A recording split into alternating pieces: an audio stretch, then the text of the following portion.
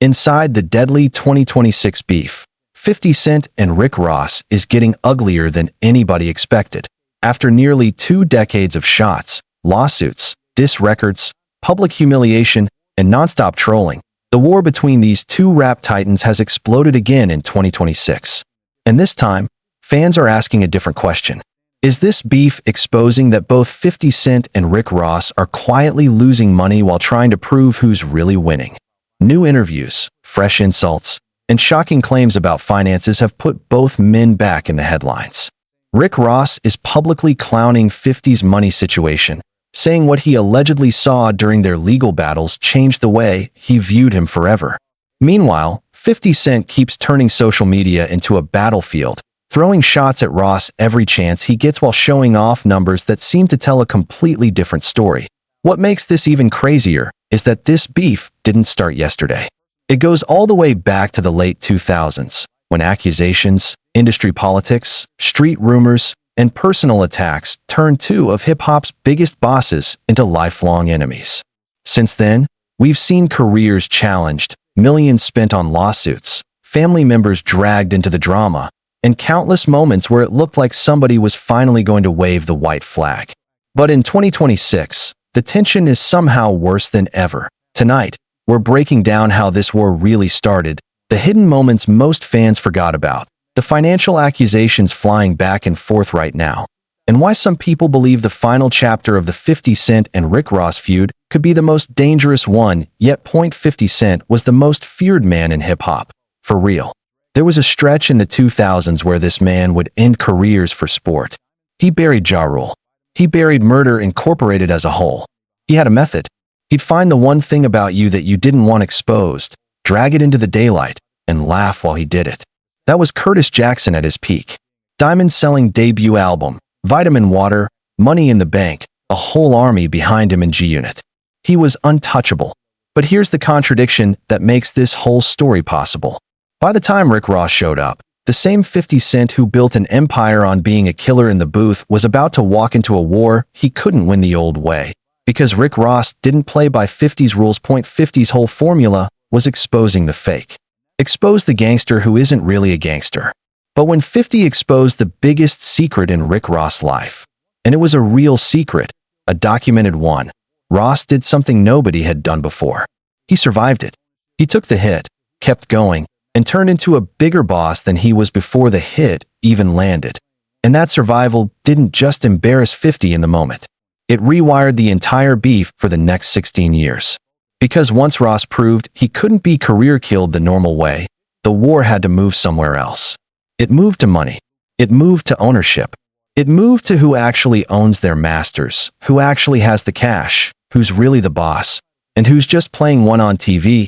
That's the war that's still burning in 2026, that you have to understand why the boss title meant so much to both of them specifically, because that's the engine of this whole thing. 50 Cent didn't just want to be a rich rapper. He wanted to be the blueprint.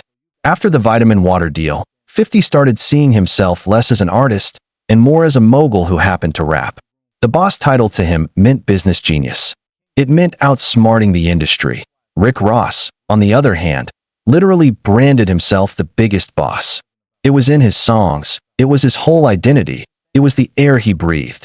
He named his label Maybach Music. Luxury, excess, ownership. So you've got two men who stake their entire public identity on the exact same word, boss. There was never going to be room for both of them. A genre is a kingdom, and a kingdom can't have two kings. That's why a stare, real or imagined, was enough to start a 16-year war. It wasn't about the stare. It was about the throne. To understand how the deadly 2026 money beef really went down, we have to go back to 2008. Back to a stare at an award show that one man swears never happened, and a correctional officer photo that changed the entire trajectory of two careers. But let's rewind. Back in 2008, 50 Cent was still the king of the mountain, but the mountain was getting crowded. His debut had gone diamond. The massacre had moved units like crazy, and the Vitamin Water deal was about to hit. Coca-Cola bought the company in 2007 for billions, and 50's equity stake reportedly turned into tens of millions overnight. That's the move that made every rapper after him start asking for ownership instead of just a check. So 50 wasn't just a rapper at this point. He was a business case study. Rick Ross, meanwhile, was the new boss in town. His first album, Port of Miami, debuted at #1. His second, Trilla, did the same. He had the booming voice, the cocaine cowboy mythology, the whole Miami kingpin aesthetic. He was selling a story, and the story was working. MTV had him on their hottest MCs list. By every measure, he was on the rise. But here's where it gets complicated. In March of 2008, 50 Cent did an interview where he actually complimented Ross on having a #1 album. Sounds friendly, right? It wasn't. Because in the same breath, 50 warned Ross not to stand too close to Fat Joe. Now 50 and Fat Joe were beefing hard at the time. So that compliment was really a message. It was 50 saying the friend of my enemy is my enemy. A line in the sand dressed up as a handshake. And you have to understand why the Fat Joe warning was such a loaded shot, because it reveals how 50's mind worked. 50 Cent operated like a general. To him, the rap game was a map of alliances and enemies, and he tracked every connection. His beef with Fat Joe went back years, born out of Fat Joe collaborating with Ja Rule, while 50 and Ja were at war. In 50's worldview, if you stood next to his enemy, you became his enemy by association. So when he warned Ross about Fat Joe, he was essentially testing him. Pick a side, and pick mine, or you're against me. Ross, a brand new boss who wasn't about to take orders from anybody, least of all 50 Cent, wasn't going to be told who he could and couldn't work with. That refusal to fall in line was, in a lot of ways, the real first shot. The stare at the BET Awards might be the story Ross tells, but the deeper truth is that 50 tried to assert dominance over the new guy, and the new guy refused to bow. Two bosses, and neither one would salute the other. The collision was inevitable from that moment. Now, to really understand what happened next, you have to hear the version of events Ross tells. According to Ross, the real spark came at the 2008 BET Hip Hop Awards. Ross says he saw 50 Cent there and didn't like the way 50 looked at him. A stare. That's it. That's the official origin story Ross has told for years. He felt disrespected by a look. And here's the part that's almost comedy. 50 Cent says it never happened. He said on camera that he doesn't even remember seeing Ross at that award show. Basically said, I don't know this man. I've seen your videos, but we never had a real confrontation. So the most enduring beef in modern hip-hop might have started over a stare that one of the two participants insists never occurred. That's important, because it tells you this beef was never really about the stare. The stare was just the excuse. The real fuel was deeper. Two alpha personalities both calling themselves the boss in a genre that only has room for one at a time. This is where things started getting personal.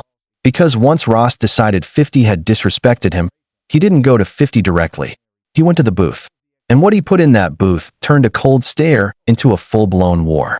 But before we get there, let me paint the scene a little more, because you have to understand the power dynamic at this exact moment. In 2008, 50 Cent versus Rick Ross was not a fair fight on paper. 50 was a global superstar with multiple diamond and multi-platinum plaques, a clothing line, the vitamin water equity, a film career, and a record label full of hitmakers. Ross had 2 #1 albums. Yeah, but he was maybe 3 years into his career. He was the new money. 50 was the established empire. So when this beef kicked off, everybody, and I mean everybody, assumed 50 was going to do to Ross exactly what he did to Ja Rule. End him. Erase him. Make him a cautionary tale. That was the expectation. The whole culture sat back like, oh, this man just signed his own death certificate. Because nobody beats 50 in a beef. And that assumption is the most important thing to understand about why this story is legendary. Because Ross was supposed to lose. The math said Ross should lose. The history said Ross should lose. 50 had a perfect record of destroying people who stepped to him.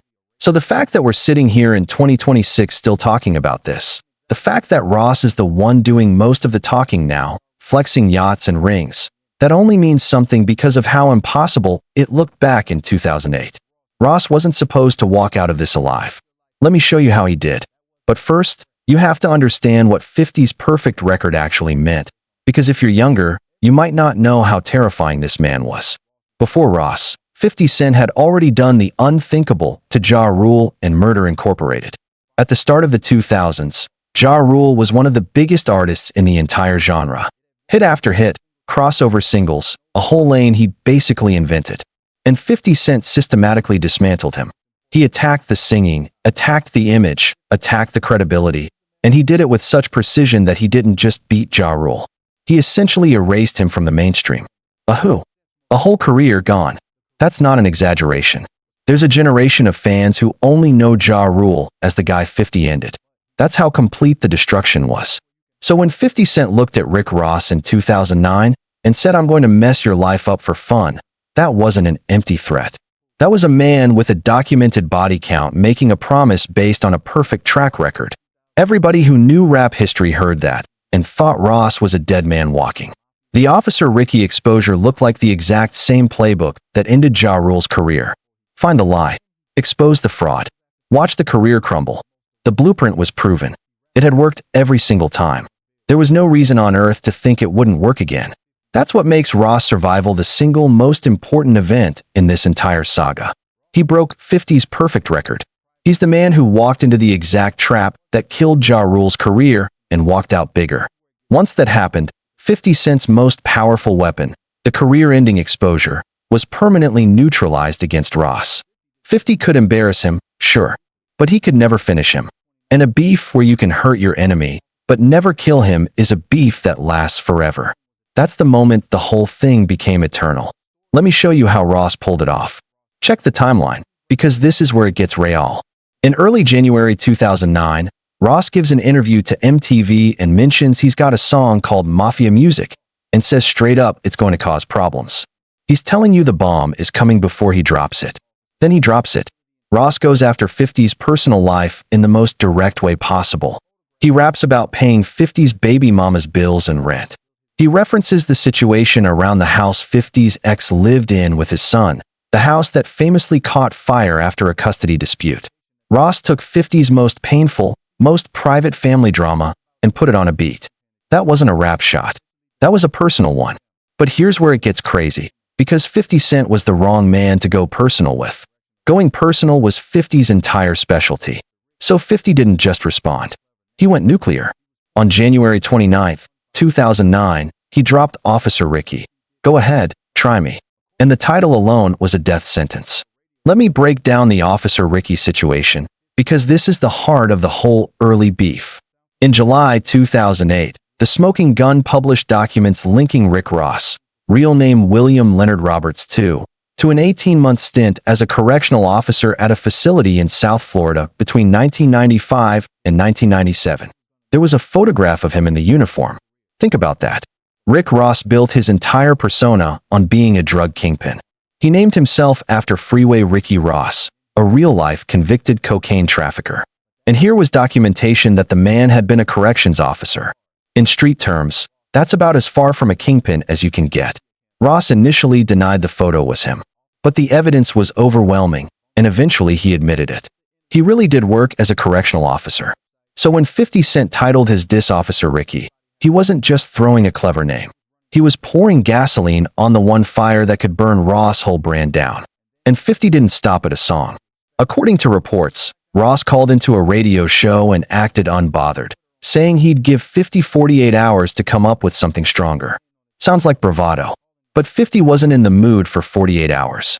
He posted a video called Warning Shot, and in it said something that became one of the most famous threats in beef history, that he was going to mess up Ross' life. Not his career, his life, for fun.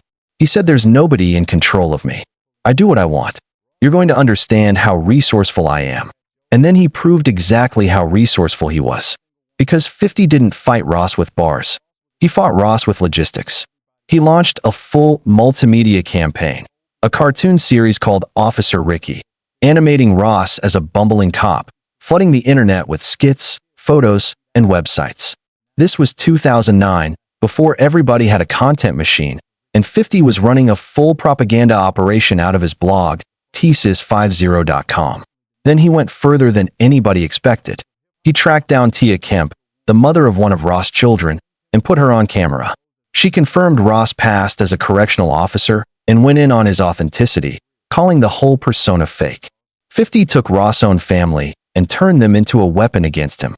He even took Ross' son and Tia to Floyd Mayweather's house and documented the whole thing. This was 50 Cent at his most ruthless, using a man's child's mother as ammunition. Things escalated when both sides started pulling in allies. Ross dropped a Mafia music remix featuring Fat Joe, Ja Rule, and the gang. Every single one of them a known 50 Cent enemy. It was like Ross was assembling an Avengers team of everybody 50 had ever beefed with. Then Ross dropped in cold blood and released a video showing a mock funeral for 50 Cent, declaring he had ended 50's career. He was performing the kill before he'd actually landed it. Now here's the part that's the actual masterclass. How Ross survived the Officer Ricky bomb when nobody thought he could. The documents were real. The photo was real. Ross even initially denied it before admitting it. By the old rules of hip-hop, that should have been a fatal wound. A man who built a kingpin persona being exposed as a corrections officer. That's the definition of fraud exposure. The exact thing that ended careers. So why didn't it end Ross? Ross did 3 things, and they were brilliant whether he planned them or not. First, he stopped denying and started owning. Once the evidence was overwhelming, he admitted the corrections officer passed and basically said, "So what? A man's got to eat. I had a job, and look at me now." He reframed it from fraud exposed to humble beginnings I overcame. Second, he never stopped releasing quality music. While 50 was busy making cartoons, Ross was dropping albums that fans actually loved. Deeper Than Rap, Teflon Don, records that critics and the streets both respected. He let the music drown out the scandal. You can't kill a man's career with a scandal if his next 3 albums are bangers. Third, and this is the genius part, Ross understood that 50's audience and his own audience weren't fully the same audience. The people who rode with Ross' luxurious cocaine cowboy fantasy didn't actually care whether the backstory was literally true. They were buying a vibe, a mood, a sound. The realness 50 was attacking wasn't the thing Ross fans came for. So 50 was swinging a sledgehammer at a wall that, for Ross' core audience, wasn't even load-bearing. That's how you survive 50 Cent. You own the embarrassing truth, you outwork the scandal with quality, and you understand that your audience was never buying the thing your enemy is attacking. Ross did all 3, and in doing so, he rewrote the rules of rap beef. He proved that authenticity is whatever the fans decide to accept, not whatever the documents say. And that lesson echoes through the entire genre today. Half the rappers you listen to right now owe their whole careers to the precedent Rick Ross set when he survived the unsurvivable. By 2009, the situation was a full-scale media circus. And here's the wild twist nobody talks about. They were both making money off it. Billboard reported that during this period, back catalog sales for both artists shot up. Ross' previous albums saw significant sales jumps, and so did 50's catalog, according to Nielsen SoundScan. The more the blogs wrote about the beef, the more both men profited. So even in 2009, this beef had a financial engine under the hood. They were enemies on the songs and business partners in the algorithm. That's a pattern you need to hold on to, because it explains everything about why this beef never died. It was too profitable to bury. And here's a detail that tells you just how upside down this beef when compared to expectations. The Game, a rapper with his own long, bitter history against 50 Cent, was asked about the situation and sided with 50. He said things weren't looking good for Ross. He called out Rick Ross to holla at his boy and said 50 was eating him. Stop and think about that. Even 50's own enemies looked at the early rounds and figured Ross was getting cooked. The Officer Ricky blow was that devastating. On paper, in the moment, 50 was winning clean. He had the better thesis. He had the cartoons.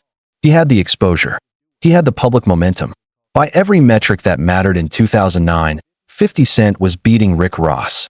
So how is it that 50 was winning so clearly in 2009, but Ross is the one strutting around in 2026 acting like he won the whole war?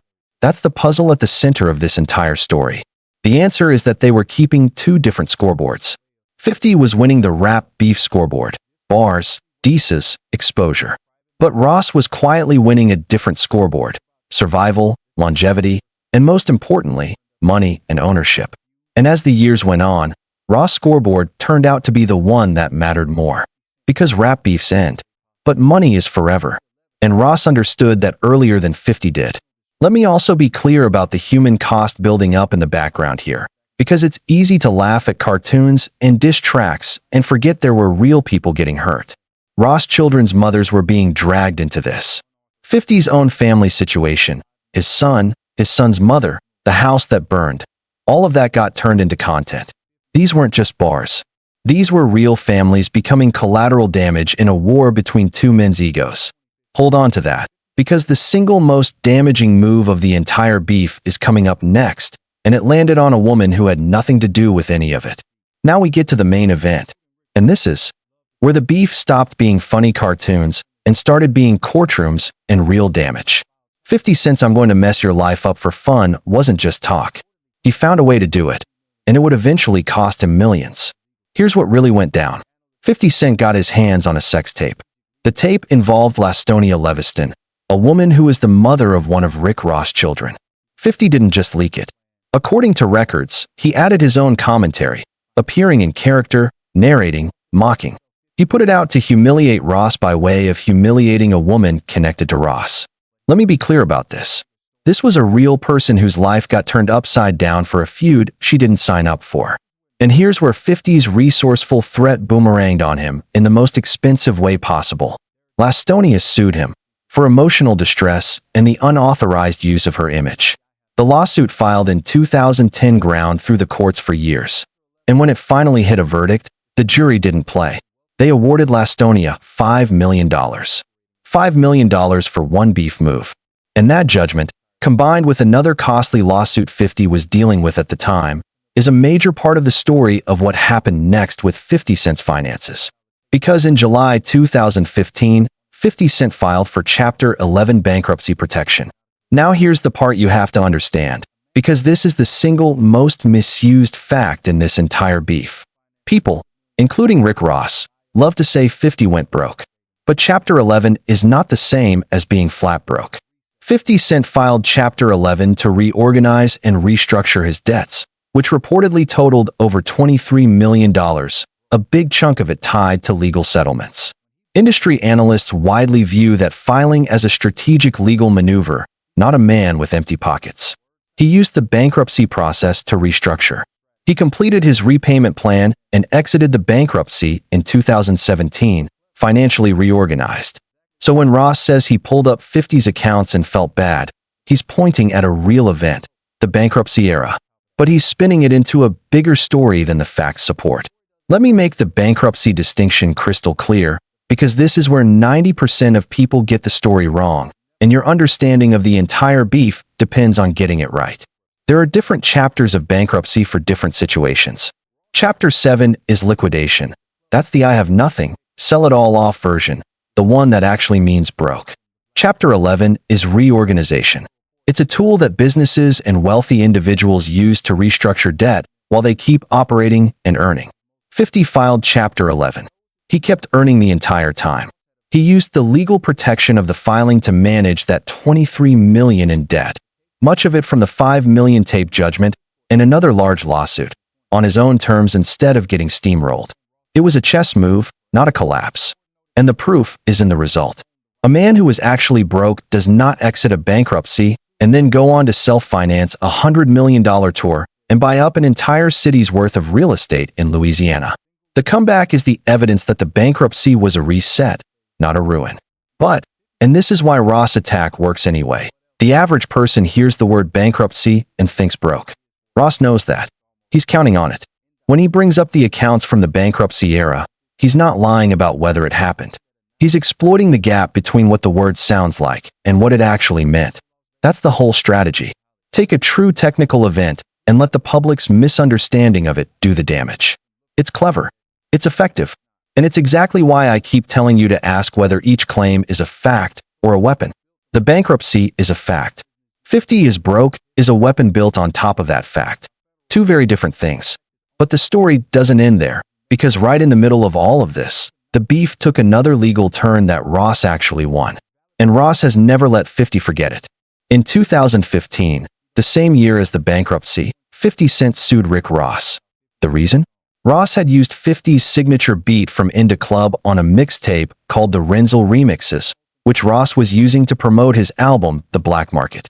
50's lawyers filed in federal court in Connecticut, seeking at least $2 million in damages.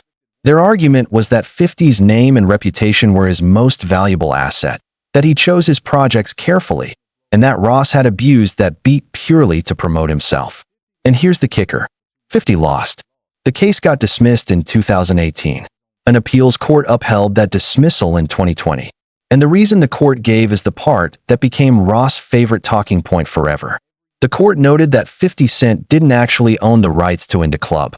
Read that again. 50 Cent sued over his own most iconic song, and the court essentially said you can't sue over this.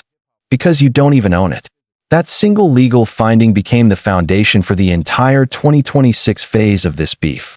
Because if 50 doesn't own In Da Club, what else doesn't he own? Sit with how brutal that irony is for a second, because it's almost poetic. In Da Club is arguably the most famous song 50 Cent ever made. It's the song that announced him to the world. The song he still performs. The song that anchored a whole Las Vegas residency at Planet Hollywood. To the public, it is completely and totally his. And the United States court system looked at it and said, legally, it's not. The rights live with the label and the producers under the structure of his old deal. So the man who built the most aggressive "I'm a business genius" brand in rap history got publicly informed by a federal court that he couldn't protect his own signature record because he never owned it in the first place. You could not write a more perfect weapon for Rick Ross if you tried. It validates Ross' entire thesis in one ruling. Every time Ross says 50 don't own his masters, he can point to a real court decision that proves it about 50's biggest song. That's why this one lawsuit, which 50 probably thought was a routine money grab, turned into the single most important piece of ammunition in the back half of this whole beef. 50 reached for a $2 million payday and instead handed Ross a forever talking point. That's the kind of self-inflicted wound that keeps a beef alive for another decade. So look at where we stand after the main event. 50 Cent landed the most brutal personal blow in the beef with the tape, and it cost him a $5 million judgment. 50 then tried to sue Ross for $2 million and lost on the embarrassing grounds that he doesn't own his own biggest hit. Ross walks away from the main event with 2 trophies. He survived the Officer Ricky exposure, and he beat 50 in court. And Ross has spent every year since reminding the world of both. There's also one piece I haven't mentioned yet that shows this beef almost spilled into real-world violence. And it's important you know the line they came close to crossing. Back at the 2012 BET Hip Hop Awards, things got physical. Members of 50 Cent's entourage got into a scuffle backstage with Gunplay, an artist signed to Ross Maybach Music Group. Ross himself wasn't even around, but in the aftermath, Gunplay reportedly lost his MMG chain in the altercation. And 50 Cent being 50 Cent, he turned that into a flex. He was spotted bowling wearing Gunplay's chain. He even had it make a cameo in one of his music videos. 50 took a physical altercation and converted it into a trophy and a troll. That moment matters because it's the fork in the road. This is the point where a lot of beefs go fully violent. But this one didn't. Instead of escalating into real-world danger, it escalated into something arguably more relentless. A permanent war of money, lawsuits, and humiliation that's now lasted more than 15 years longer than any shootout would have. There was also the moment in 2013 after a car Ross was in crashed into a building during a drive-by shooting in Fort Lauderdale. 50 Cent, instead of showing any restraint, hopped on Twitter and mocked it, suggesting it looked staged because he didn't see bullet holes in the car. A man had just survived being shot at, and 50 turned it into a punchline. I'm not telling you that to glorify it. I'm telling you so you understand the kind of war this was. There were no rules. There was no line 50 wouldn't cross for a laugh. And Ross learned to absorb every hit and keep building. That mutual willingness to go anywhere is exactly why the beef became permanent. Here's the honest update on the both going broke question, because that's the angle that got us here. And I'm not going to feed you a fairy tale. Neither one of these men is actually broke in 2026. That's the truth. 50 Cent is worth tens of millions. Most estimates land near $100 million, with a tour, a TV empire, a spirits company, and a small city's worth of real estate in Louisiana. Rick Ross is sitting on Maybach Music, a real estate portfolio, franchise money, a car show business, and enough wealth to be flashing million-dollar rings and offering yacht cleaning jobs as insults, which only works as a flex if you actually have the yacht. What's actually happening is that each man is accusing the other of secretly hemorrhaging money and faking the flex. That's the deadly part. The kill shot they're both reaching for is the same one. You're not as rich as you pretend to be. It's a beef where the deadliest weapon is the accusation of being broke, aimed by two men who are demonstrably not broke. And honestly, that's wilder than any gun talk. Because you can't get shot by a rumor, but you also can't fully kill one. So it just keeps going. Let me give you the receipts on 50's side specifically, since 50 is broke is the loudest claim of 2026, and it deserves a real answer. The bankruptcy was 2015. He exited it in 2017. Since then, look at what the man built. The final lap tour was self-financed, meaning 50 put up his own money instead of taking a promoter's check. That's the riskiest, most expensive way to tour. And you only do that if you've got the capital and you want to keep the profit. That tour reportedly grossed over $100 million and ranks among the highest-grossing hip-hop tours in history. He became the largest private property owner in Shreveport, Louisiana, and is building a nearly million-square-foot film studio there for G-Unit Film and Television. The Power franchise on Starz keeps spinning off shows, Ghost, Raising Kanan, Force, and as executive producer, 50 earns production fees and back-end points on all of it. He's got Sire Spirits with Branson Cognac and Le Chemin du Roi Champagne, with NBA team partnerships. And in late 2025, he executive produced a Netflix documentary series on Sean Combs that became one of the most talked about pieces of content on the platform. Does a broke man do all that? You can argue about whether his net worth is $45 million or $60 million or $100 million, because the sources disagree and his private holdings are hard to pin down. But broke? The receipts don't support broke. On Ross' side, same deal. The man performed at the Reserve Cup in Miami in January 2026. He's flashing a $1 million middle finger. He's offering yacht cleaning gigs as insults. He's got the Maybach music catalog, real estate, franchise money, the car show business. Ross is not broke either. So the both going broke framing, and I want to be straight with you, because you deserve the real, is really both men accusing the other of going broke. The going broke part is the weapon. The not actually broke part is the reality. And the gap between those two things is the whole 2026 beef in a nutshell. They're fighting over a lie they're both telling about each other. And they're both rich enough to keep the lie running indefinitely. Let me break down something that's been bugging hip-hop fans for over a decade. Why won't this thing end? Most beefs have a shelf life. Somebody wins, somebody loses, the culture moves on. The rappers get old. They squash it, or they just stop caring. 50 Cent has squashed beefs before. He and Fat Joe made peace at a BET tribute after their manager Chris Lighty passed. He's been cordial with people he used to war with. So 50 is capable of letting things go. And Ross is a grown businessman with 100 things on his plate. So why does this one keep coming back year after year like clockwork? Here's what really drives it, and it comes down to three things. The first reason is identity. Both men built their entire public selves on being the boss. For either one to fully back down, he'd have to admit the other might be the bigger boss. And neither of these men is psychologically capable of that. It's not even really a choice at this point. It's baked into who they are. 50 Cent letting Ross have the last word would feel to 50 like losing a piece of himself. Same for Ross. So the beef is self-sustaining. It runs on ego the way a car runs on gas. The second reason is money, and not in the way you'd think. We already established these two profit off the attention. Every viral clip, every Rick Ross slams 50 Cent headline, every 50 Cent claps back post drives streams, drives engagement, drives interest in their projects. In a 2026 media environment where attention is the actual currency, beefing with a famous rival is free marketing. It costs nothing, and it keeps both their names trending. So even if they wanted to stop, the incentives are pushing them to keep going. The beef is a business asset for both of them. Why would you retire a tool that still prints money? The third reason is the format itself, and this is the subtle one. Old beefs lived in songs, and songs have a finish line. You drop the diss, the other guy drops his, and eventually somebody runs out of bars or the public declares a winner. But this beef migrated to live streams, podcasts, and Instagram. And those formats have no finish line. There's always another live stream, always another podcast appearance, always another post. Ross can hop on a podcast and reignite the whole thing with one yacht joke.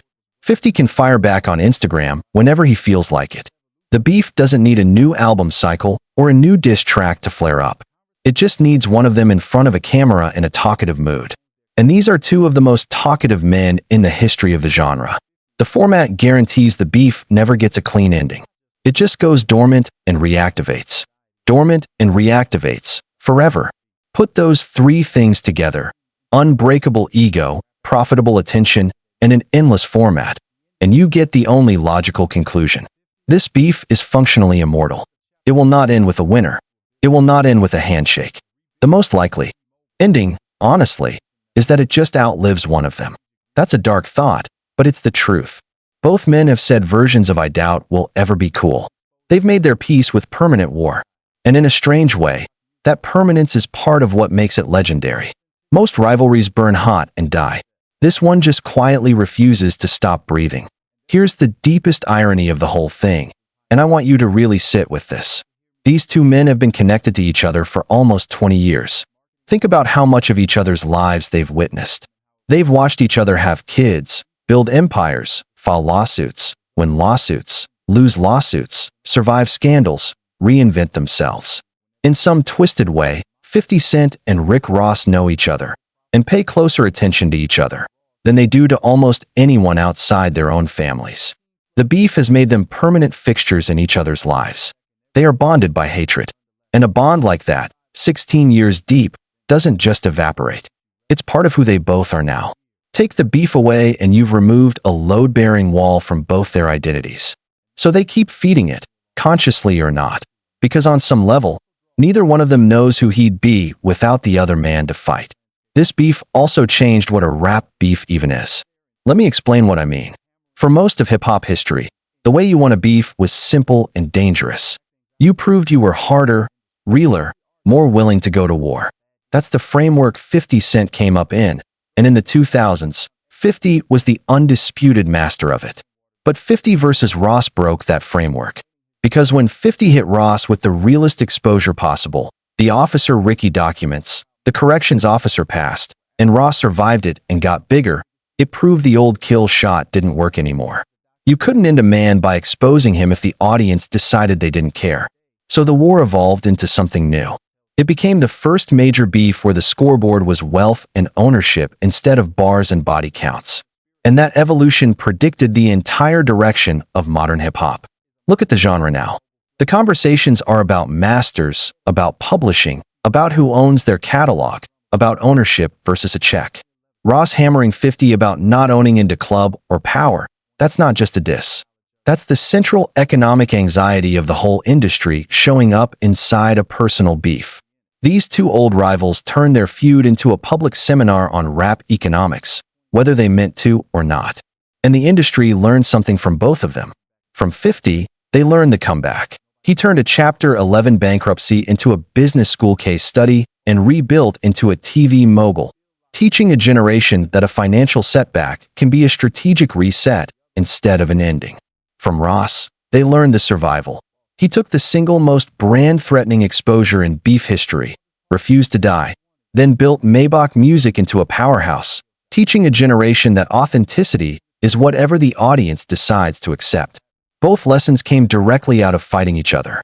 There's also a bigger industry shift these two basically pioneered together, though they'd hate to hear me say together. They turned beef into a permanent, low-cost marketing engine. Think about how rap beef worked before them and how it works now. Before, a beef was an event. It flared up, it resolved, it ended. Now beef is an ongoing content stream that artists dip into whenever they need attention. The model, the never-ending, always available, profitable rivalry. 50 and Ross ran the longest tenured version of it in the game. 16 plus years of monetizable conflict. Every label exec and every artist watched that and learned the lesson. A good rival is more valuable than a good single, because a rival keeps you relevant for free, for years, with no studio time required. That's a cynical lesson, but it's a real one, and these two wrote the manual on it. You can also draw a straight line from this beef to the way the entire 2020s rap landscape obsesses over ownership and masters. When Ross stands there in 2026 hammering 50 about not owning into club or power, he's voicing the exact anxiety that defines the modern industry. Every artist now is terrified of the bad deal, obsessed with owning their masters, structuring everything around equity instead of advances. 50's own vitamin water deal was an early gospel of ownership. Ross naming his label Maybach Music and preaching the same gospel was the echo. So these two rivals, fighting about money for 16 years, were actually modeling out loud the single biggest economic conversation in modern hip-hop. Their beef is a documentary about rap economics that neither of them realized they were filming. Today, the current status of the key players tells the whole story.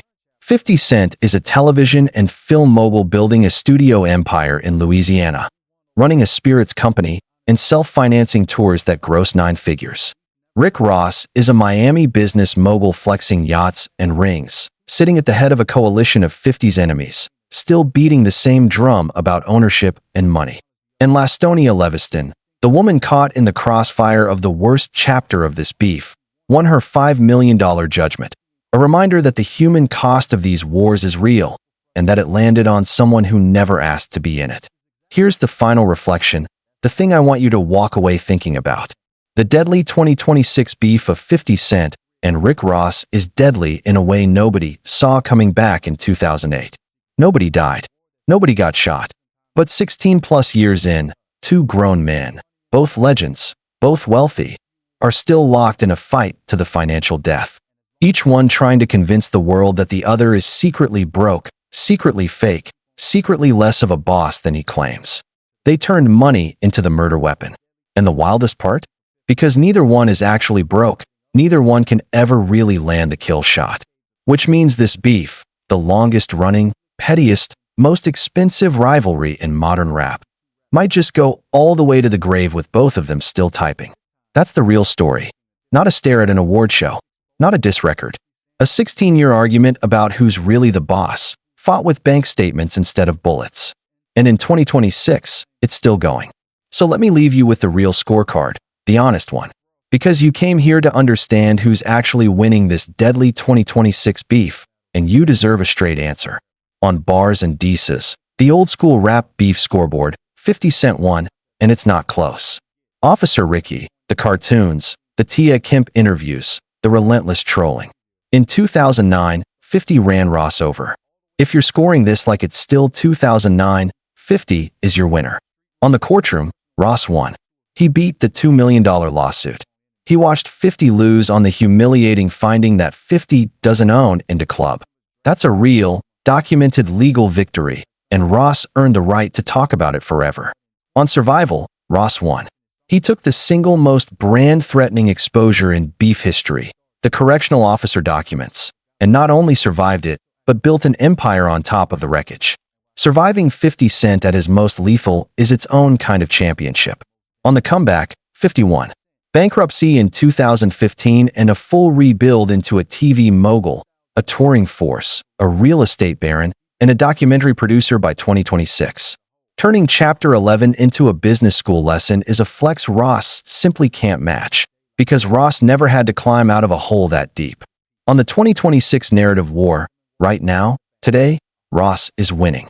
He's the aggressor. He's controlling the conversation. He's the one making the viral clips with the yacht jokes and the bank account claims and the $1 million finger. 50 is mostly playing defense and staying busy being a mogul.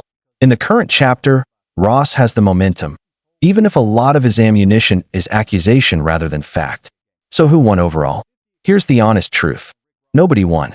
Because the beef never ended, and a war with no ending has no winner. What you have instead is two men who each won different rounds in different arenas, both convinced they're the champion, both refusing to acknowledge the other's victories. 50 thinks he won because he embarrassed Ross worse than anybody ever has. Ross thinks he won because he survived it, beat 50 in court, and outlasted him in the conversation. And the beautiful, frustrating, endless truth is that they're both kind of right. Which is exactly why it'll never be settled. That's the deadly 2026 beef of 50 Cent and Rick Ross.